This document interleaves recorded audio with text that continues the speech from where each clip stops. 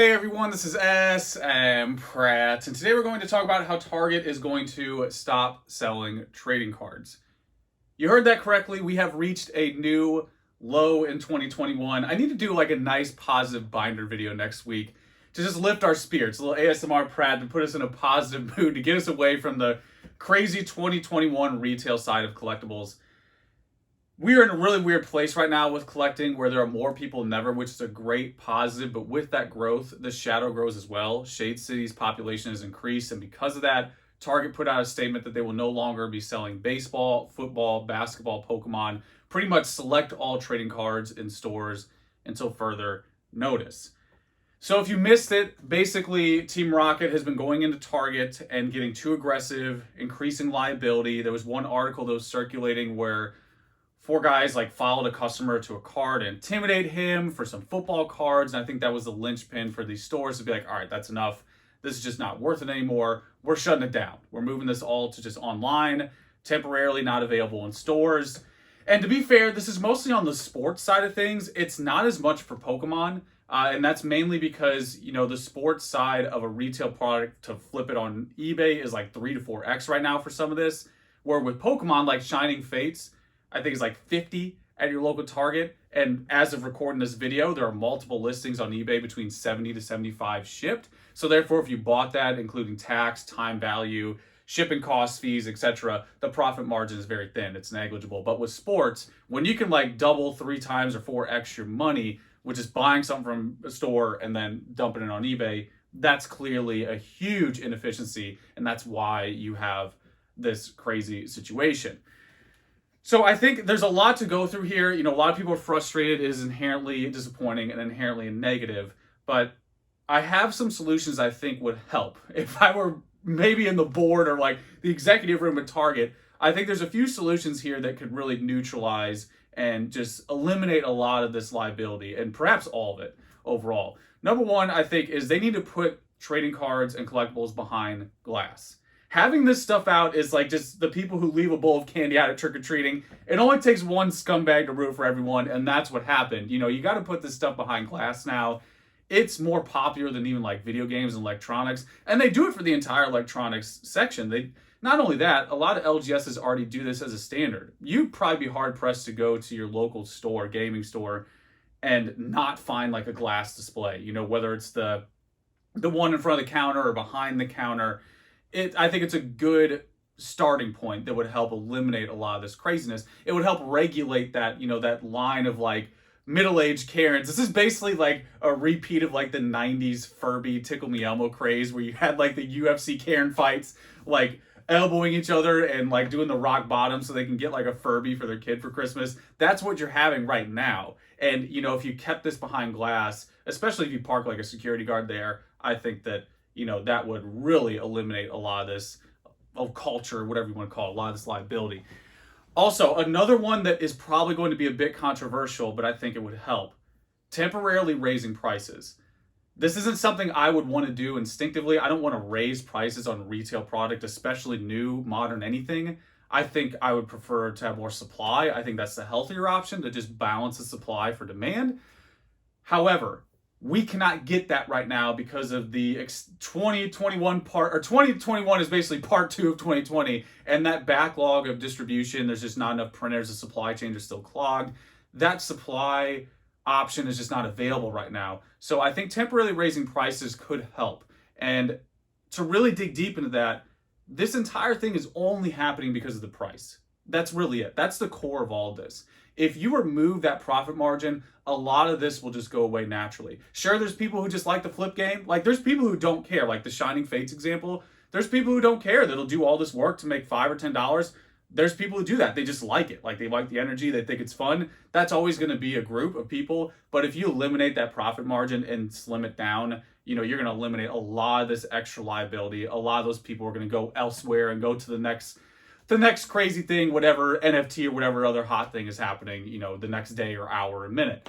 So I think that would help. And also another easy way to understand this is the price at Target right now is artificial, where the price on eBay that these people are selling it is the actual market value. Whether that's in Pokemon, like with Shining Fates, it came out of the gate around 80 to 90 and it's really come down to about 70-ish now, that's market value. That's what it's selling for on the open market. And whatever Target has it priced at might be similar to market value or the same, but right now it isn't. It's not true for Pokemon, and it's extremely incongruent for sports. So market value is like that 3 times profit that's ending over here on eBay, and this price over here at Target is artificial. And a lot of people wonder, why can Target do that? Walmart as well. They have a price that is untouchable. Like, we could do Captain Collectible, like combine me, Rudy, Rusty, like everybody who talks into a camera, Leon Hart, like put them all together. We'll turn into Captain Collectible with a cape and fly around. We still cannot get the price Target and Walmart gets for tins, everything. There's no one who can compete with the volume that they do. So therefore they can hold those artificial prices. And that's why this mania exists, is because they can hold that $50 price or whatever it is, which is clearly not current market value. So that's a solution that, again, I think is controversial for some people, but when you really get into the details, it would temporarily eliminate a lot of this liability until you can get those supply chains back open.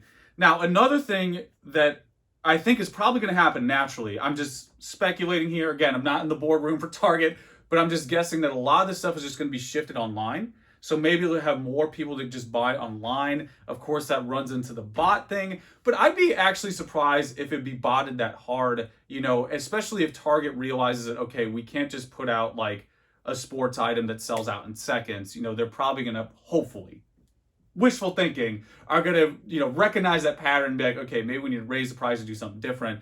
But I think when you add more supply online, naturally, that's just more supply. It's going to help people who just, like the modern person, buys online mostly, at least I do. So I think that's some type of positive. It's not perfect, but it's some type of positive. And, Scumbag Pratt can't follow you to your car online. They can't digitally tackle you in aisle 3 when it's all online. You eliminate that liability. So as far as a liability perspective, I think that's better. It eliminates that liability for Target. Also, you can add more supply. Of course, I know bots are there. They're always lurking in the shadows, but I still think there is a positive in that. It might not be a big positive, but I still think it does help overall. I'll take a quick sponsored sip. And then one of the big topics that some people have talked about, which I think it's a really good discussion point. I think it's a concern, which is, is this going to affect like kids or future collectors? And this could be its own video. This really could be, I'll try not to go too long on this one because you really get into a lot of subtopics within this. I bought cards from a store. I bought packs from a store when I started as a kid. When I got back into it as an adult, that's where I started again. That's where a lot of people start. So I think having a physical store that's available for everyone, that's ubiquitous for everyone, there's a big word for the video, it's just a good thing to have. You want to have you want to have cards on. You don't want to have this. You don't want to have this thing right here. You don't want to see that sign. You want to have cards. You want people just go in, buy groceries, and pick up a pack casually. That's a very, very big macro positive that you want. We've all done that. I don't care who you are, how serious you are. Even people like me who operate in a grandma's house and just buy everything online. You still want to have that in the store. I mean, the other day when I was in Target, now it's like over a year ago, when I was shopping in Target, I saw a Hidden Fates ETB and I was like, yep, I'm going to buy that and just open it for fun in a video. And, that's what you want. You want to have it available because so many people go into stores from a numbers game alone, like the foot traffic of Target and Walmart especially is more than I would say all LGSs combined. Like it cannot be overstated how they are the major retailers. Like they are the major outlets for this stuff. Target was where I started buying stuff back in like 2006, 2000, whatever that was. When I got back into Pokemon like 15 years ago, that's what I did. I'd go in there and buy like a 3-pack blister of like Dragon Frontiers, Crystal Guardians for like $15. Now it's probably like $400. But that's what I would do. I would just go to Target and it'd be like way in the back, hidden, like in the discount section in a kiosk. And I'd go back there and buy a couple of them. That's where I think a lot of people start, big or small. And there's a lot of opportunity there. So I do think it's a huge, huge positive. But overall, when people say, is this going to affect or perhaps like harm future collectors? Overall, I would say no. I think this is a moment. I don't think it's permanent, and at least I hope it's not permanent.